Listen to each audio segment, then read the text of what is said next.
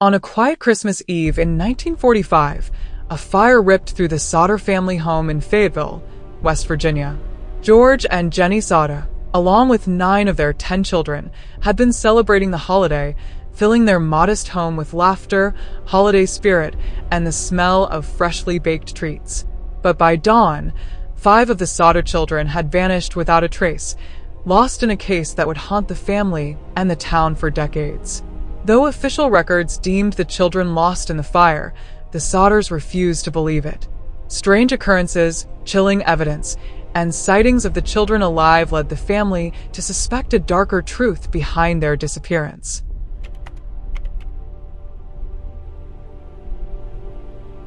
The events of that night unfolded like a scene from a nightmare. It was around midnight when the fire began, spreading with a speed that seemed almost unnatural. Awoken by the thick smell of smoke, George and Jenny rushed to gather their children. The flames licked the walls, consuming wood and furniture with an insatiable hunger. George, Jenny, and 4 of the children made it out safely, standing barefoot in the freezing December snow, helpless as they watched the fire consume their home. The remaining 5 children, Maurice, Martha, Louis, Jenny, and Betty, were nowhere to be found. George tried to re-enter the house, desperate to reach them, but the fire had become a raging inferno. His ladder, usually leaning against the house, was missing. He tried to use his trucks to climb up and break into the upper story, but both trucks, strangely functional only hours before, refused to start. As the flames died down, the Sodders faced an unbearable truth. Their 5 children had perished in the fire, or so it seemed.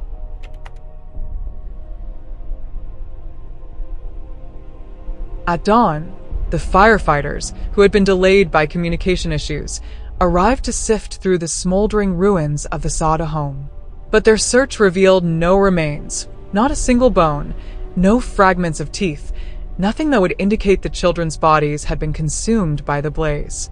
Fire experts insisted that even in the hottest fires, human bones should have remained. The Sodders, clinging to the slim hope that their children might still be alive, began to question the strange events surrounding the fire. As the days turned into weeks, George and Jenny grew more suspicious. They recalled unsettling moments in the days leading up to the fire, a threatening visit from a life insurance salesman who told George that his house would go up in smoke if he didn't stop criticizing Italian dictator Mussolini. Another visitor, inspecting the family's fuse box, warned them that it was unsafe, though their power company had deemed it perfectly fine.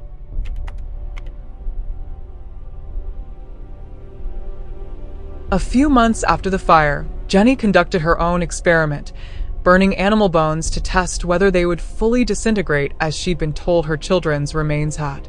But the bones never turned to ash, confirming her suspicions that something was terribly wrong. Then, a strange sighting rekindled hope.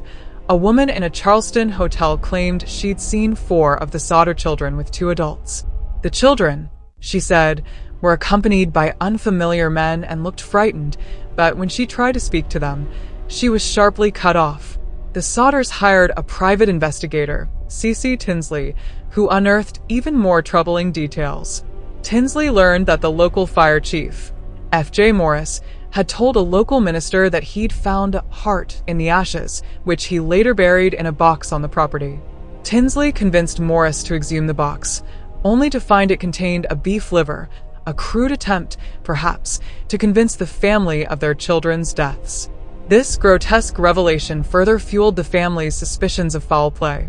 As if in a macabre twist, sightings of the children continued to come in from across the country. One of the most credible reports came from a woman in St. Louis who claimed she'd seen a girl resembling Betty in a convent.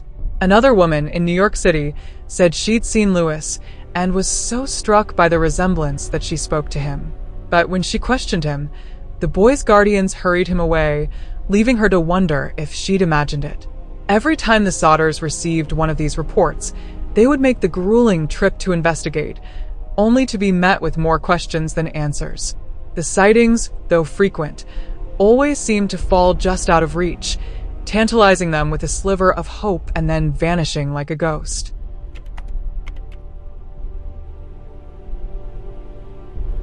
Over time, the Sodders developed their own theory of what had happened that Christmas Eve. They believed that their children had been kidnapped in an elaborate plot, potentially motivated by George's outspoken political beliefs and the family's Italian heritage. Friends and relatives recalled George's staunch opposition to the rising influence of Mussolini, and they speculated that the children's abduction could have been a warning, or even revenge. Some theorized that the children had been taken by an organized crime ring or a group of political extremists who had staged the fire to cover their tracks. For George and Jenny, the idea of their children being alive, however far away, was a painful but hopeful thought. They clung to the belief that their children were out there, hidden and forced into lives unknown to them. But other theories painted a darker picture, one in which the children might have been sold or forced into a life of secrecy for some unknown purpose. Some speculated they had been smuggled out of the country, a notion supported by alleged sightings in foreign newspapers. George and Jenny received an anonymous tip that the children might be in Italy, leading them on a desperate and ultimately fruitless search overseas.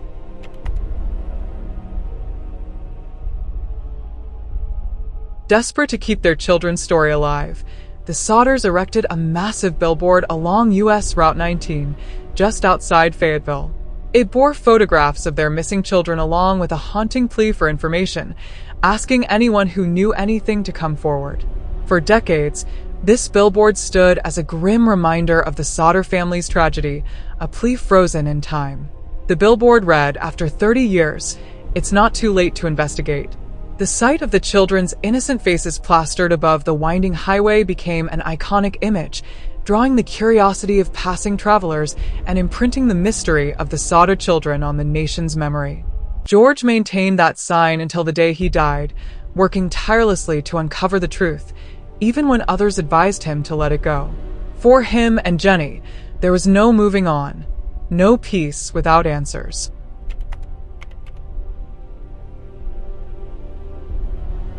In 1968, more than 2 decades after the fire, Jenny Sodder received a letter that would become one of the case's strangest twists. It arrived with no return address, postmarked from Kentucky. Inside was a photograph of a young man with dark eyes and a strong jawline, closely resembling Louis Sodder, who would have been in his 30s by then. On the back was a cryptic message, Louis Sodder. "I love Brother Frankie. Ill boys." A 90132 or 35. The Sodders believed this was their missing son. The peculiar wording and numbers in the message stirred new theories about what could have happened to the children. George traveled to Kentucky, hoping to find the sender, but no lead surfaced, and the mysterious letter only deepened the enigma surrounding the children's fate. Though the Sodders wanted to pursue the lead further, they found themselves at a dead end. Investigators couldn't determine the letter's origin, and no one in Kentucky seemed to recognize the young man in the photo. Frustrated but undeterred, the Sodders continued their search, holding on to that faded photograph as the last trace of their children's existence.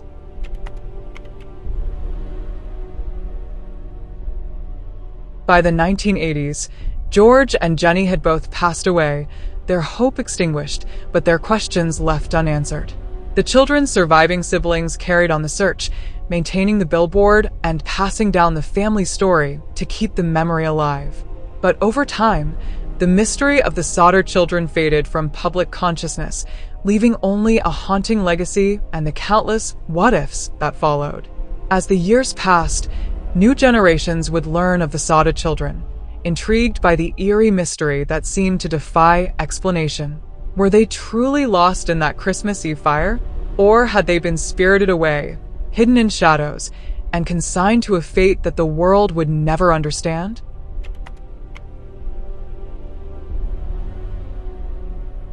The Sodder children's disappearance remains one of the most unsettling mysteries in American history. The lingering questions, the eerie sightings, and the cryptic clues have woven a tale that continues to captivate the minds of true crime enthusiasts, paranormal researchers, and all who seek answers in the unknown. To this day, people speculate about what became of those 5 children. Did they perish in the flames? Were they abducted as part of a sinister plot? Or did they, as some suggest, manage to escape the horror that befell their family, only to live in the shadows? The truth may forever remain buried, as silent as the ashes of the Sodder home, leaving behind only the legacy of a family torn apart by an unspeakable tragedy. The Sodders' desperate search for their lost children reminds us of the lengths to which love and hope will stretch, even in the face of the unthinkable. And perhaps, somewhere in the quiet hills of West Virginia, the spirits of Maurice, Martha, Louis, Jenny, and Betty linger, caught between worlds, waiting for the day when their story might finally be told.